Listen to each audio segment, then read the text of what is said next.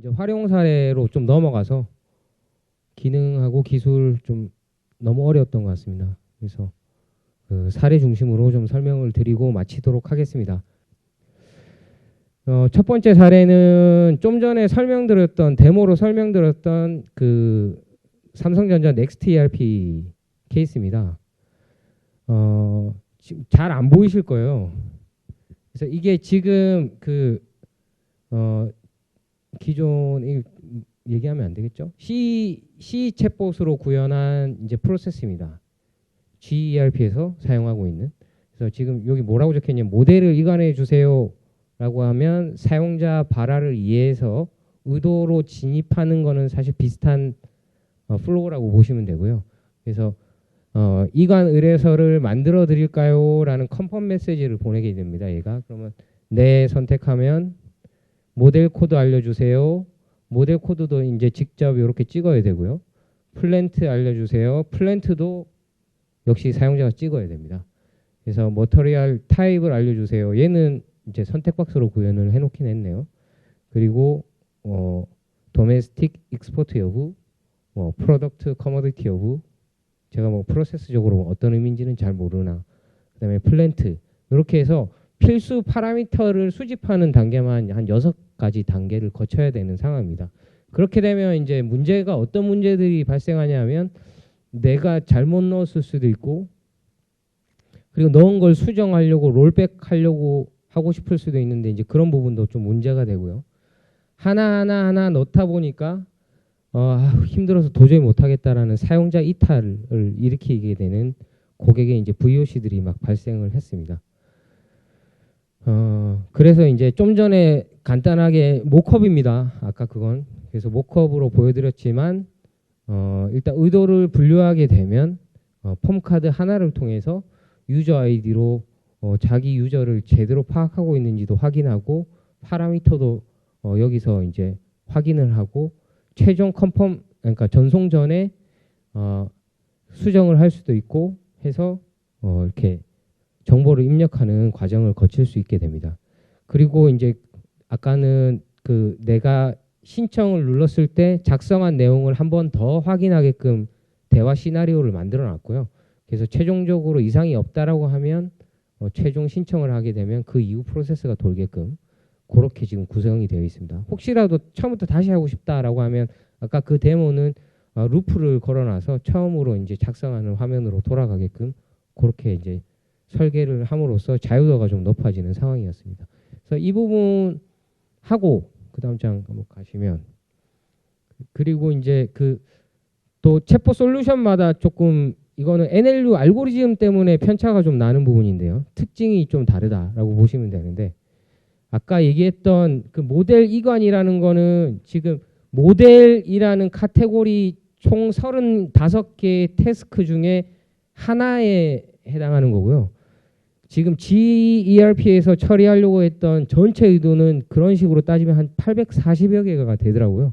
그래서 이분들이 이 하나의 모델 이관이라는 의도를 이해하기 위해서 기존 챗봇은 아까 학습 문장이라고 보셨던 자연어 표현을 평균 한 588개, 한 600개 정도 이렇게 의도당 넣어야 되는 굉장히 어려움이 있으셨습니다.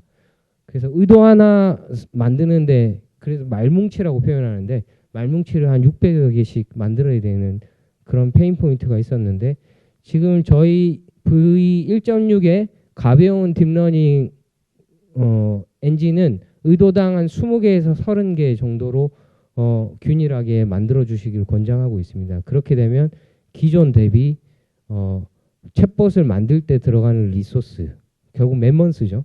맨먼스 부분이 좀 드라마틱하게 절감될 수 있을 거라고 기대를 하고 있습니다. 그래서 그 넥스트 ERP 같은 경우에 아직 최종 저희가 계약을 할 단계는 아니지만 의사결정자한테 보고하고 표준 챗봇으로 지금 선정을 하신 상황이고 지금 좀 전에 말씀드린 이 두 가지 포인트에 있어서 좀 유효성을 인정을 하신 것 같아요. 그래서 이제 진행을 하고 있는 부분입니다. 다른 사례 한번 보시겠습니다. 아까 PA에서도 오셨는데 지금 안 계신 것 같네요. 예. 지금 저희 SDS 퍼스널 어시스턴트라는 서비스가 아마 올해 상반기쯤 오픈할 것으로 예상을 하고 있습니다. 그래서 지금 낙스 메신저 딱 키시면 그 챗봇이 내가 누군지 이해하고 이제 웰컴 메시지를 뿌려주고, 지금 낙스 포탈에 탑재되어 있는 다양한 어플리케이션 서비스들이 있습니다. 일정도 만들 수 있고, 뭐 메일도 보낼 수 있고, 뭐 기타 등등 여러 가지 그 인앱 서비스들이 있고, 뭐 EFS나 그 다음에 낙스 미팅 같은 연동 어플리케이션들도 있는데요. 이제 그런 그 어플리케이션 서비스들을 메신저로 서비스하겠다라는 게 퍼스널 어시스턴트 서비스의 컨셉입니다. 그래서 지금 보고 계신 데모는 일정을 변경하는 시나리오입니다. 그래서 처음에 웰컴 메시지에서 이미 등록되어 있는 일정들이 이렇게 보이고요. 리스트로. 그 다음에 특정 일정을 선택해서 수정하면 일정을 변경해서 진행할 수 있다라는 그런 시나리오고요. 이 모든 프로세스들이 낙스 포탈 홈페이지에서 이루어지는 게 아니고 낙스 메신저에서 챗봇 서비스를 이용해서 서비스 받을 수 있게끔 그렇게 이제 할 계획입니다.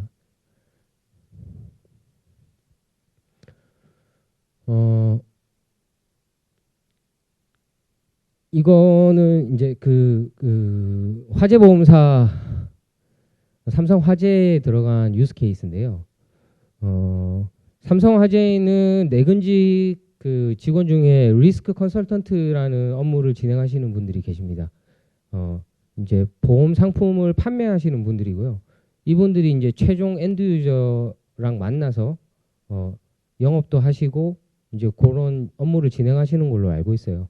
근데 상품에 대한 내용은 굉장히 많은 매뉴얼 혹은 상품 소개서를 참조하셔야 되는 걸로 알고 있고, 그리고 약관에 대한 내용도 굉장히 짧은 주기로 업데이트가 되는 걸로 알고 있습니다. 그래서 엔드 유저가 뭔가 스페시픽한 질문을 했을 때 그 모든 걸 다 머릿속에 놓고 이제 RC들이 업무를 대응하시기 어려울 거기 때문에 RC들이 이제 휴대성이 있는 태블릿 PC 같은 것을 커스텀 메신저로 채널을 만들어 놓고 거기에 이제 챗봇을 만들어서 사용자가 하는 그런 질의들을 매뉴얼, 상품 속에서 약관 등과 관련된 것들을 응답하는 그런 시나리오를 가지고 있습니다.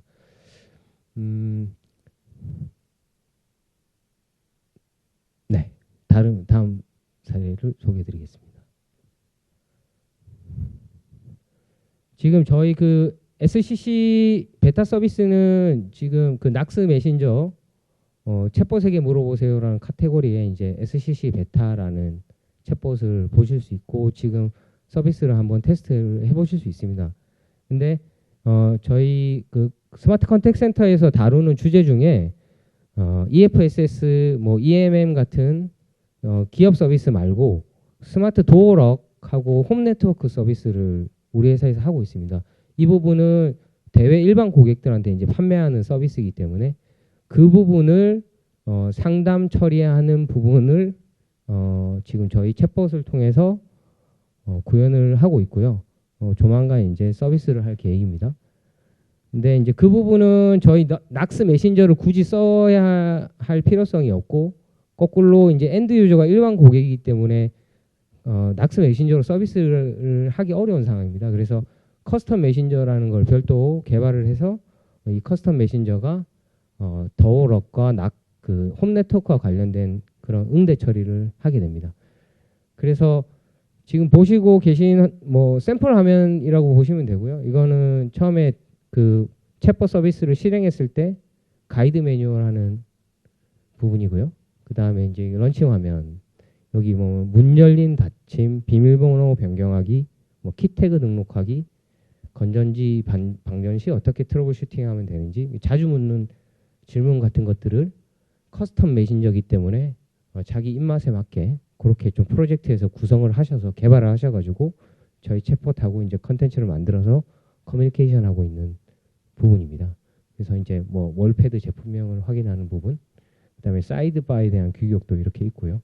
유저 피드백도 조금 더 이렇게 자유롭게 해서 피드백을 받을 수 있는 그런 시나리오를 가지고 있습니다.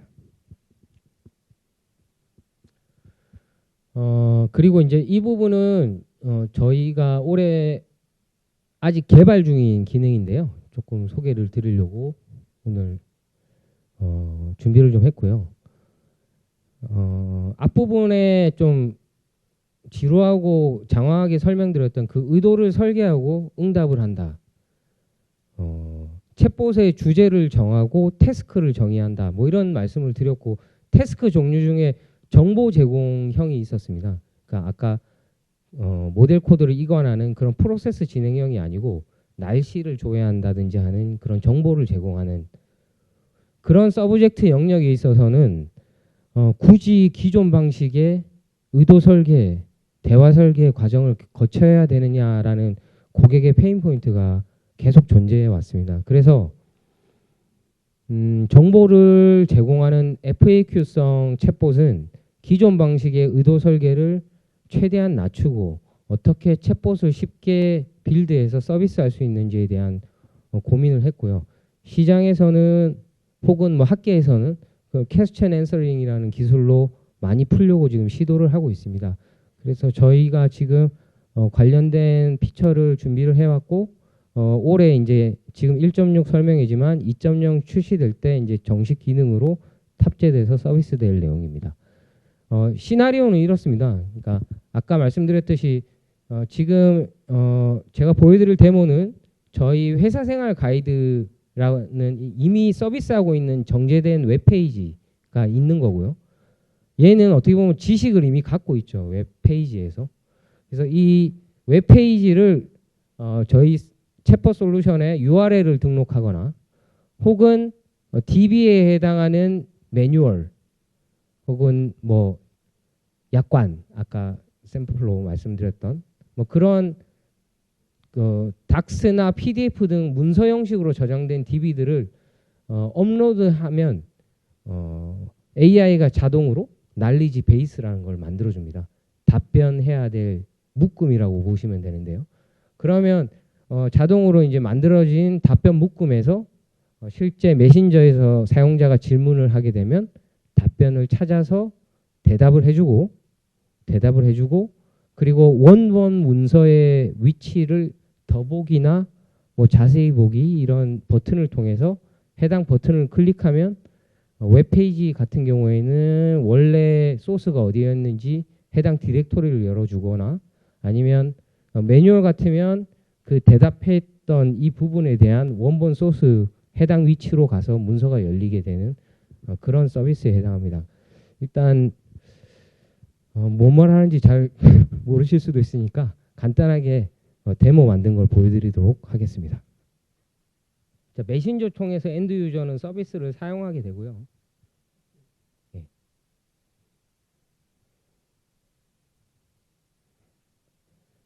자, 뭐 예를 들어서 뭐 거제도에서 이번에 프로젝트를 진행하게 되었는데 주택 마련 지원금이 있나요? 뭐 이런 좀 자연어로 복잡한 질문을 하게 되면 챗봇이 이렇게 대답하게 됩니다.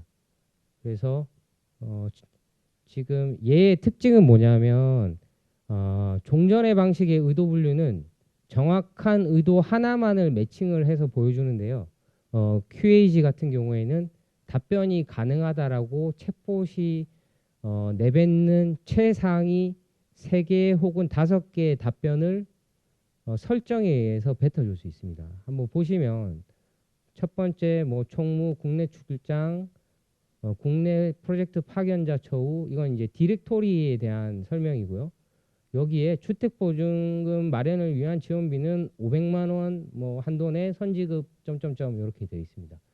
그래서 이 500만 원이라는 녀석을 요 질문을 이해해서 500만 원을 지급해 준다라는 이 원본의 본문 내용을 가져와서 답변을 해준 부분이다 이렇게 보시면 되고요. 더보기라는 버튼을 누르게 되면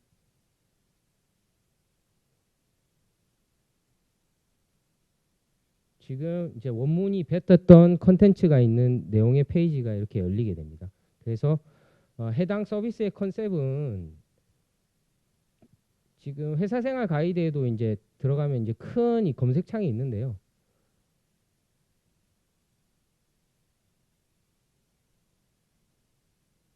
이렇게 이제 복잡하고 아주 극히 개인화된 질문을 자연어 문장으로 했을 경우에 당연히 검색 결과가 조회가 되기 어렵습니다. 왜냐하면 기존의 검색 방식은 키워드 방식이었기 때문에 당연히 그렇겠죠. 그래서 이렇게 이제 DB를 업로드해서 좀 더 이제 복잡하고 여러 가지 조건, 특히 개인화된 상황에 대해서 질문을 날렸을 때 대답을 해줄 수 있다라는 컨셉이고요. 일단 본인이 의도했던 답변 말고 뭐 다른 답변들도 더불어 제시함으로써 다른 내용이 이런 게 있구나라는 부분을 참조하실 수 있는 그런 서비스가 될 것 같습니다. 예를 들어서 뭐 OA 장비 교체 주기가 어떻게 되나요? 이렇게 이제 물어보게 되면 지금 이제 OA 장비 교체 주기와 관련된 컨텐츠들이 답변이 되고 있습니다. 그래서 36개월, 48개월 혹은 문장 특정 문장 전체가 되고 더보기를 했을 경우에 이제 원본 문서의 특정 위치에 가서 이렇게 페이지가 열리는 것을 확인하실 수 있을 겁니다.